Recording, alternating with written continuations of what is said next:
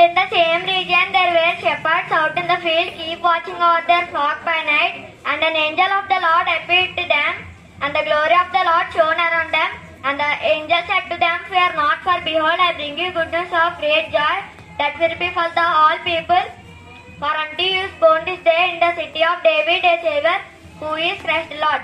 And this will be a sign for you, will find a baby wrapped in swaddling cloths and lying in a manger. Luke 2nd chapter 8 to 12 verses.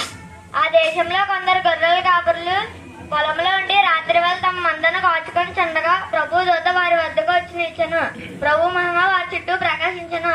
వారు మిక్కిలి భయపడిరి. అయితే ఆ దూత భయపడికిడి, ఇదిగో ప్రజలందరికీ కలుగబోవు మహా సంతోషకరమైన సువార్తమానం నేను మీకు తెలియజేయుచున్నాను.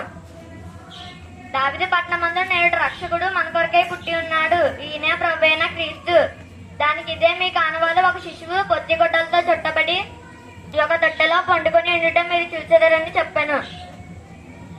లోక 2వ అధ్యాయం 8 నుంచి 11 వచనాలు. హల్లెలూయా.